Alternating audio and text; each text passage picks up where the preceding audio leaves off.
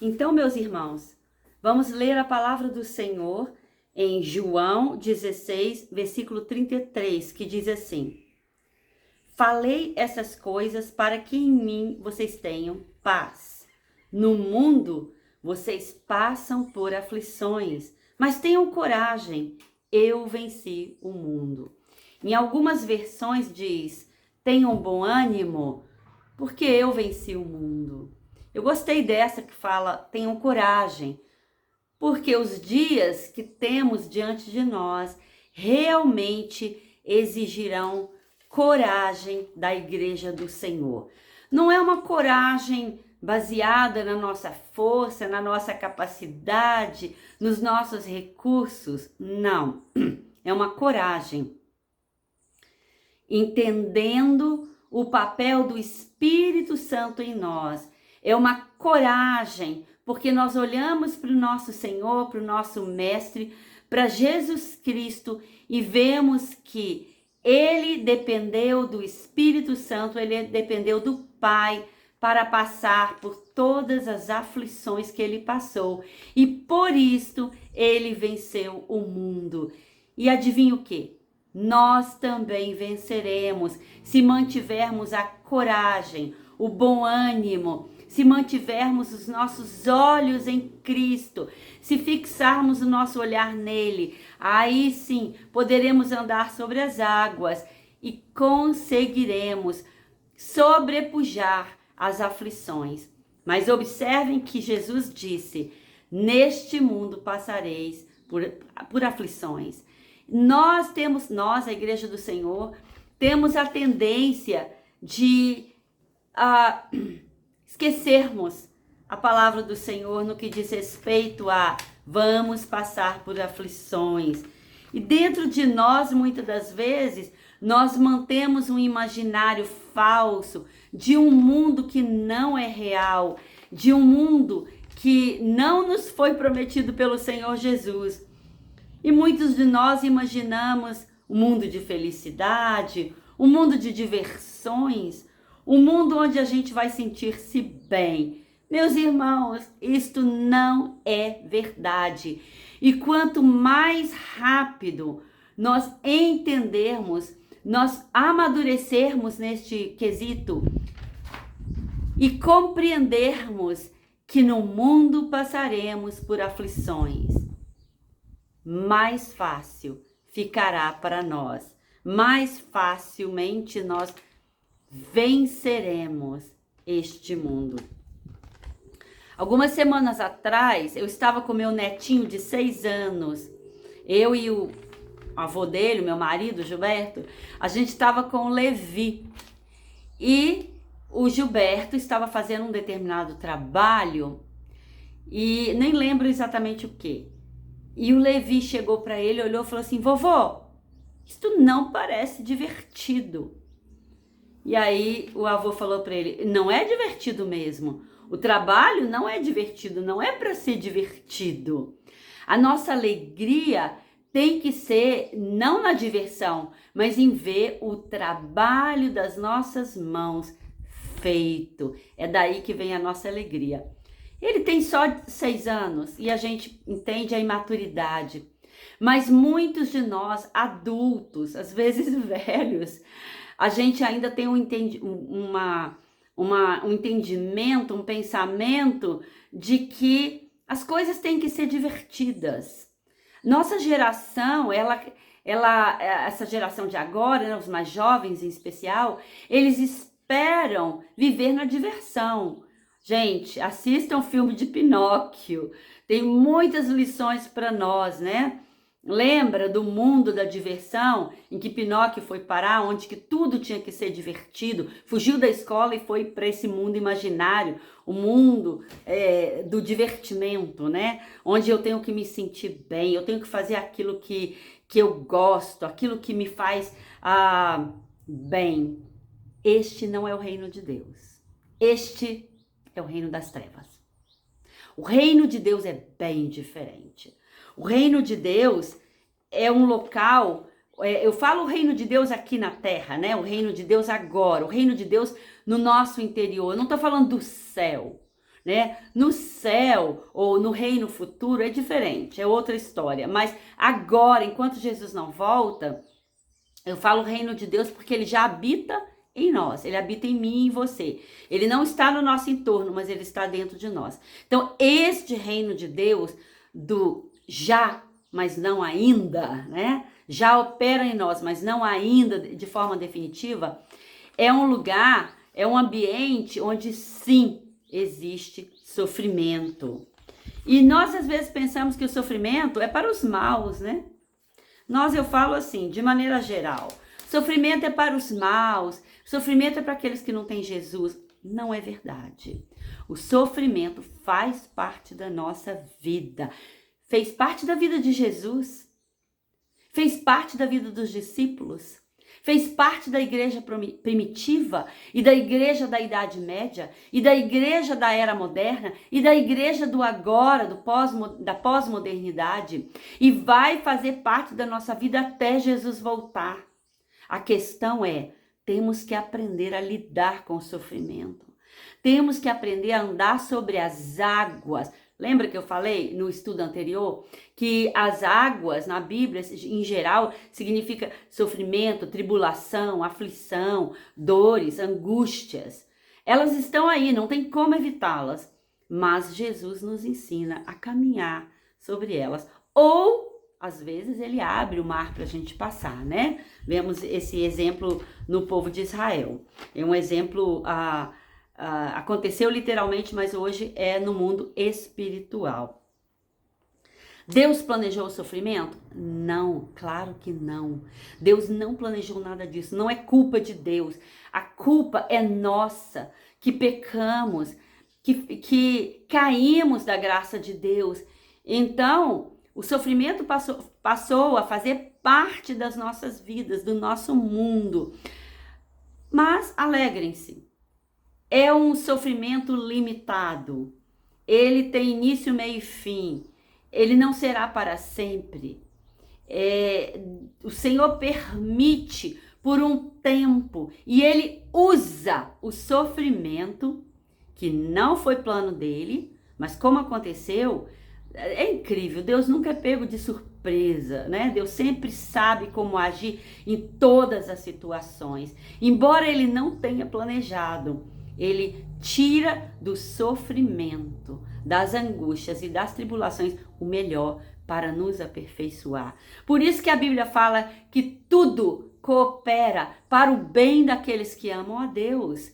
O sofrimento coopera para o nosso bem, para o nosso amadurecimento, para o nosso crescimento.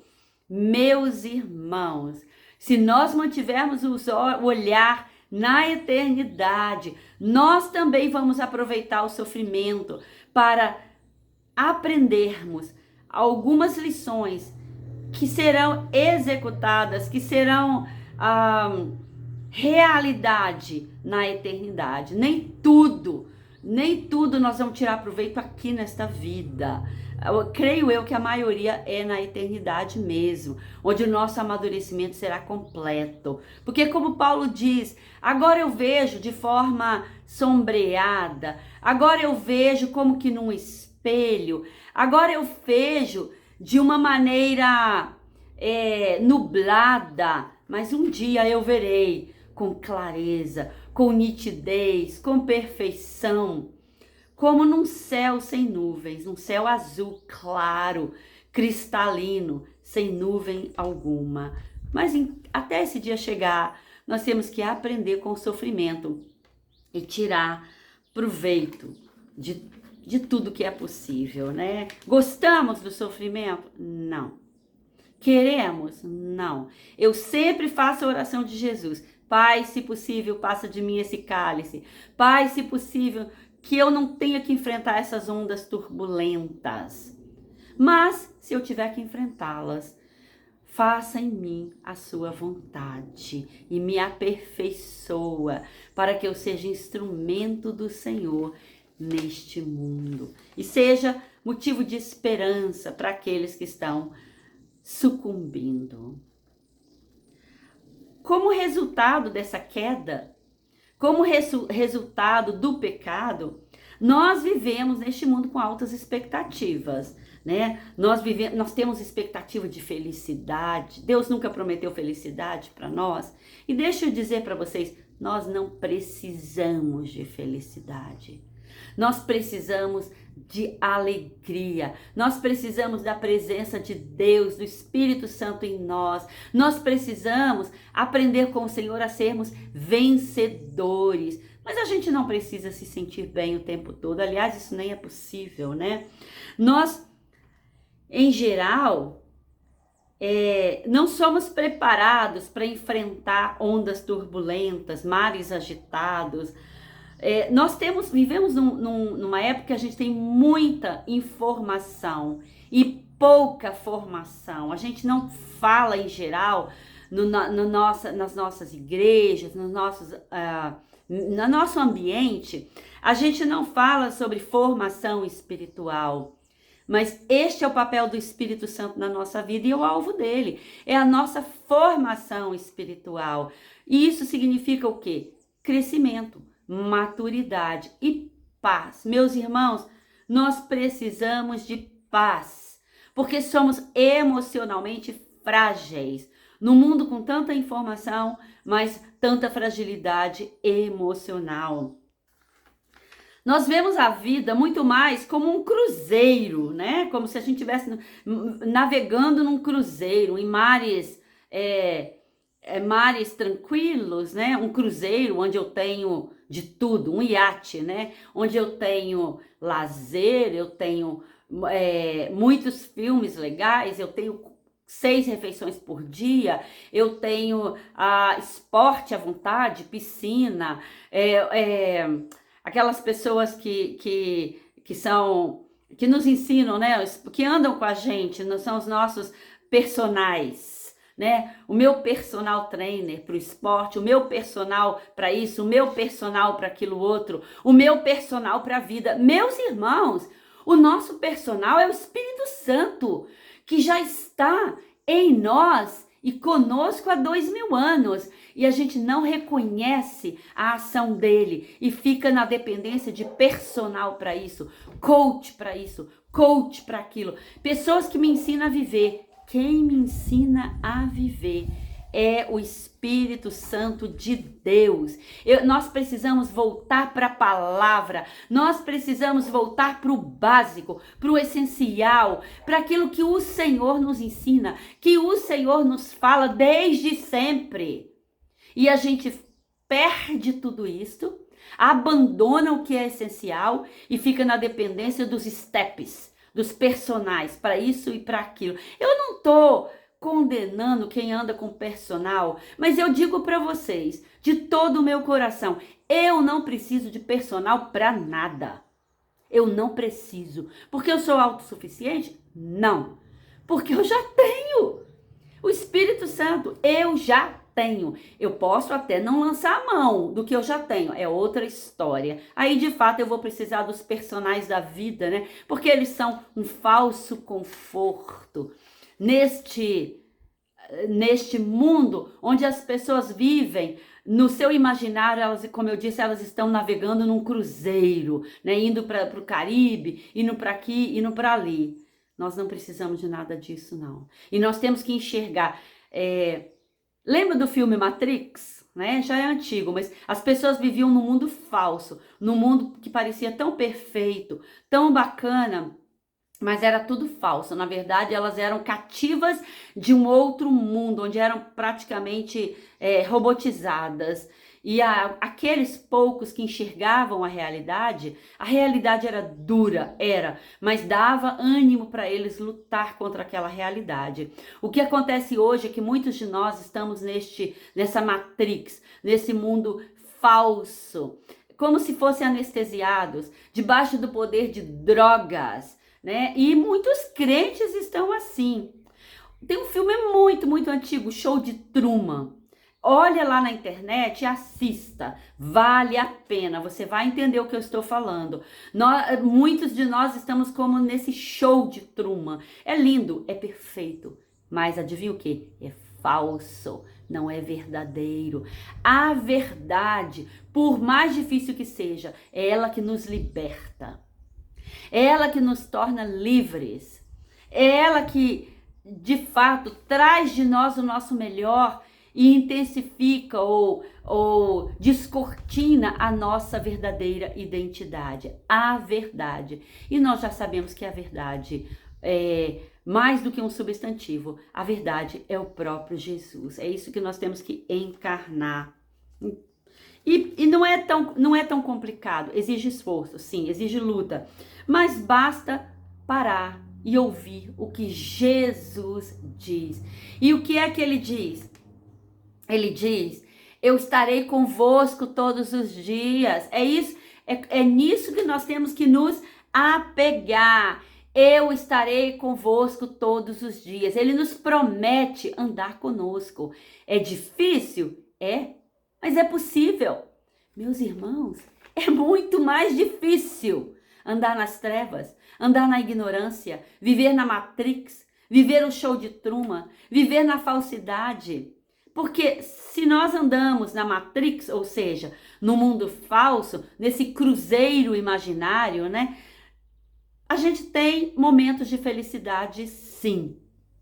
Mas quando colocamos a nossa cabeça no travesseiro, temos que encarar a realidade. A dor é muito maior. E como a dor é maior, o que muitos fazem? Eles precisam de mais diversão, de mais estímulo, de mais adrenalina.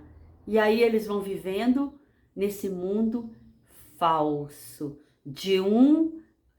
uma emoção a outra, uma emoção a outra. Mas isto é escravizador,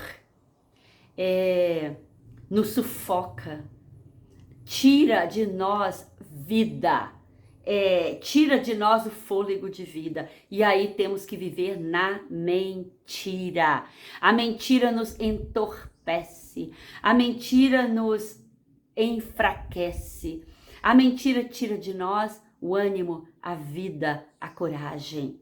E o que eu estou aqui trazendo para os irmãos, propondo, na verdade não é nada novo, é o que a própria Bíblia propõe para nós. Por isso nós precisamos olhar para Jesus. O que ele diz, é o que ele diz, é que conta para nós.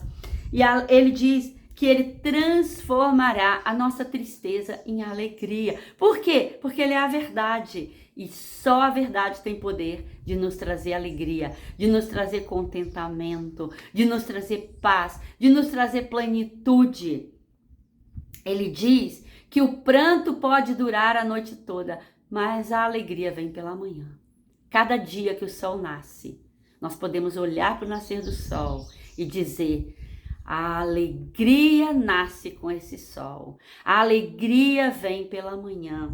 Porque o nosso Deus é um Deus de restauração. É um Deus de reconstrução. É um Deus de esperança. É um Deus verdadeiro, que nos fala a verdade. Ele não esconde de nós. Ele diz: olha, vocês vão passar por tribulações. Olha, as águas vão ficar revoltosas, as ondas serão altas, vocês vão ficar assustados, vocês vão chorar, vocês vão lamentar pelos seus filhos, por sua nação, vocês vão lamentar pelos pecadores que estão indo para o inferno enganados, se permitindo enganar, vocês vão lamentar com a dor deste mundo, vocês vão lamentar com aquilo que eu lamento, porque o nosso Deus é um Deus de lamento, é um Deus que sofre por este mundo, mas ele diz: a alegria virá, a esperança nascerá a cada nascer do sol. Olhem para mim e vocês serão plenos de alegria, de expectativa, não na felicidade desse mundo, mas expectativa no futuro glorioso que ele tem para nós. Ele diz que nós temos um lugar à mesa do Pai e que nunca faltará o maná e que nunca faltará a água. A cada dia ele não promete banquetes, a não ser no reino futuro. Neste mundo nós temos que nos contentar com o maná, nós temos que nos contentar com a água que vem do céu, nós temos que nos contentar com o pão da vida. Meus irmãos, contente-se com Jesus, porque você não precisa de nada mais.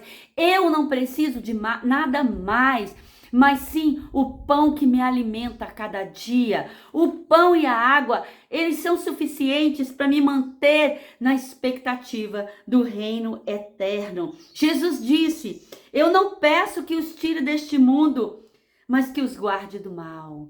Ele nos guardará do mal. Não quer dizer que não exista mal ao nosso redor.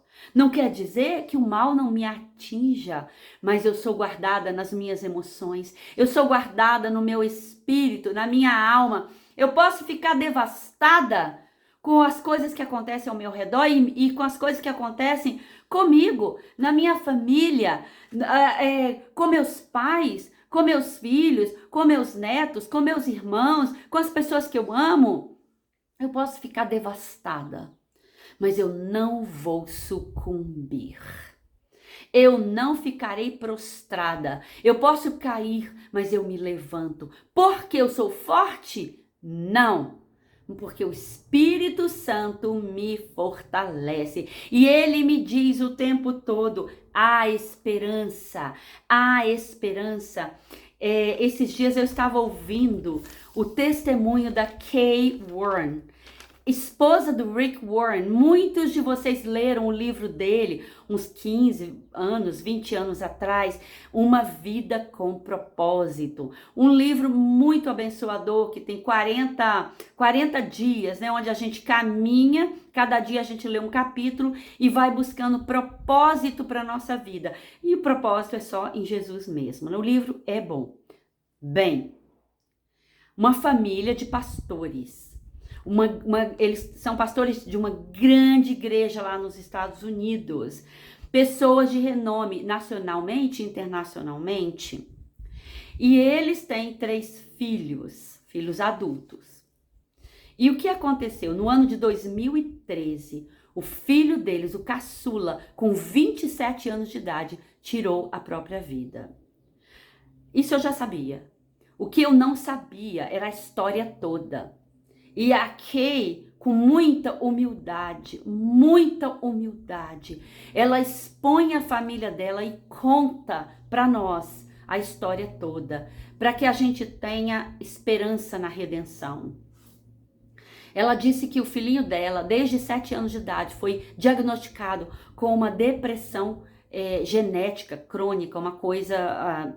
Irmãos, eu tenho que confessar para vocês, eu não entendo essas coisas completamente, aliás, quase nada. Eu tenho que confessar para vocês que eu no passado já julguei as pessoas com depressão e disse: precisa de Jesus, precisa disso, precisa de ler a Bíblia, né? Precisa. Mas eu julguei sem conhecimento, sem entendimento, porque graças a Deus eu não tenho tendência à depressão, eu nunca tive depressão.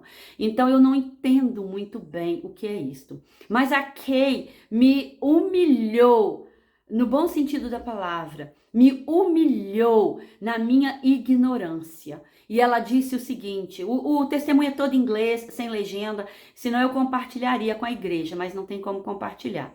Ela diz o seguinte: olha, desde pequenininho, nós fizemos tudo o que nós podíamos e sabíamos pelo nosso filho. A depressão dele, na verdade, vem desde os 3, 4 anos de idade, mas a gente não sabia identificar. E ele foi crescendo com essa depressão. Ela disse: olha, os melhores médicos nos Estados Unidos, nós levamos o nosso filho para tratamento. Os melhores conselheiros, nós levamos o nosso filho para ser aconselhado. Os melhores psicólogos, nós levamos o nosso filho para ser tratado. Fizemos guerra espiritual, jejum e oração. A igreja orava por nós continuamente e por nosso filho. Repreendemos as forças espirituais do mal. Tudo o que nós sabíamos e podíamos, nós fizemos. Nós tivemos que conviver não só com a depressão dele, com a bipolaridade, com os transtornos de doenças mentais. E quando fala doenças mentais, não quer dizer que ele fosse retardado. Ele foi um menino que estudou, fez universidade, muito inteligente e sabia, era consciente dos seus problemas, das suas doenças mentais. Ela disse: eu tive que conviver com o pior que uma mãe pode conviver. Aos 12 anos de idade, no Dia das Mães, eu fui no quarto do meu filho dar um beijo de boa noite. Ele olhou para mim e falou: mãe, por favor, me mate e me tire dessa vida miserável, porque eu não sei o que fazer. Ele tinha só 12 anos. Ela disse que graças a Deus o quarto estava escuro, porque ele não viu o espanto nos olhos dela. E ela disse: meu filho, eu sinto muito que você tem que conviver com isto. Eu posso orar por você. E saiu do quarto e ela disse: eu entrei em colapso nos braços do meu filho mais velho, chorando desesperadamente. E a gente sabia que o suicídio era uma possibilidade o tempo todo, tínhamos que conviver com isto. E ela fala: eu mesma tenho depressão, uma depressão leve que me acompanha o tempo todo. Eu oro para que Deus me cure? Sim, mas Ele não me curou. O dia que Ele me curar, eu vou dar o testemunho. Mas Ele não me curou. Ele não curou meu filho. Ela disse que fez tudo que ela sabia como uma esposa de pastor, crendo até o último instante que Deus curaria o filho dela. Até que no determinado dia lá, no ano de 2013, ela foi acordada com o pior que podia acontecer. E ela correu para a casa do filho dela, que solteiro, morava sozinho. Nos Estados Unidos as pessoas saem de casa cedo, né? Viu o carro dele lá, a casa trancada. Ela não tinha chave da casa do filho, ela e o marido, esperando a polícia chegar e constatar o pior. Ela viu o filho dela sair de dentro da casa, enrolado no saco, indo para o Instituto Médico Legal. Ele tirou a própria vida com um tiro, com uma bala na cabeça. E ela falou que ali, entre prantos, no meio da sua dor, ela pegou um colarzinho que ela tinha, um pingente, que dizia assim: eu escolho a alegria. E ela pegou o pingente dela e mostrou para o marido. E ele também dá o testemunho e ele fala: como assim alegria no meio de uma tragédia desta? Mas o testemunho deles, todo o testemunho, hoje eles trabalham com pessoas com doenças mentais, com depressão, com bipolaridade, com TDAH, com todos esses tipos de doenças que levam a pessoa pro buraco, né? Buraco da alma, emocionalmente falando. Mas ela disse o seguinte: foi um esforço, foi uma luta, mas para sair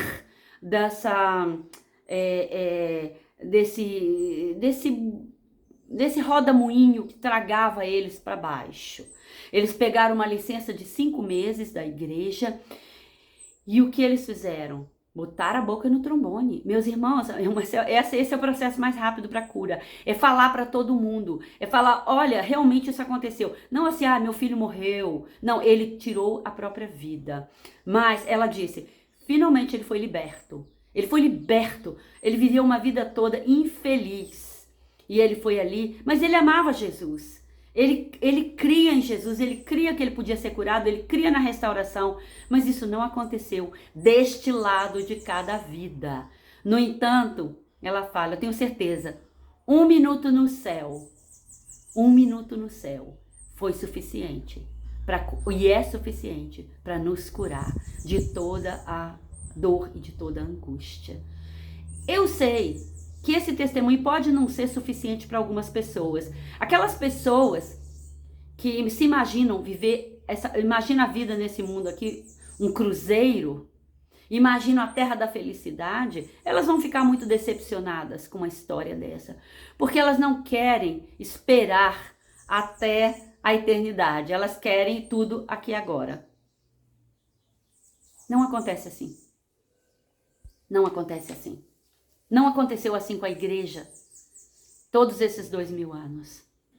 É muito melhor estar preparados para lutar e para andar sobre as águas. É muito melhor do que a gente ter uma expectativa falsa e depois ver que não é dessa forma que acontece. A palavra não nos promete facilidade, mas ela nos promete redenção. Ela nos promete alegria, a alegria profunda na nossa alma. Ela nos promete esperança. Ela nos promete que nós podemos andar sobre as águas como Jesus e não sucumbir. Ela nos promete se nós não fixarmos os olhos nas circunstâncias, sermos mais do que vitoriosos, somos mais do que vitoriosos. Ela nos promete que nós podemos assentar em lugares celestiais com Cristo. Ou seja, o que significa isso? Significa, eu olho de cima, eu olho com o olhar da eternidade, eu enxergo lá na frente, eu tenho expectativa para daqui a 100, 200, 300, 400 anos, eu tenho expectativa de uma vida eterna, plena com Jesus. Eu não posso negar a dor, eu não devo negar as angústias, eu tenho que reconhecer que eu tenho perguntas e não tenho respostas para elas. Eu tenho que reconhecer as minhas fraquezas. Eu tenho que reconhecer que eu preciso da comunidade, da igreja, dos irmãos. Mas, acima de tudo, eu tenho que reconhecer que no momento em que eu escuto Jesus e obedeço, em que eu sigo o Cordeiro, lembra em Apocalipse? O Cordeiro seguido por uma multidão. Então, nós estamos seguindo o Cordeiro, meus irmãos. Jesus aqui neste mundo, ele se manifesta como Cordeiro. Ele se manifestará como leão quando ele voltar. Mas o tempo todo, desde a sua morte, sua ressurreição, acompanhando, guiando a igreja, é como Cordeiro. Mas aonde quer que esse Cordeiro vá, eu vou com ele. E ele me convida a andar sobre as águas e ser mais do que vencedora. Talvez essa não é a mensagem que você gostaria de ouvir. Talvez você gostaria de ouvir uma mensagem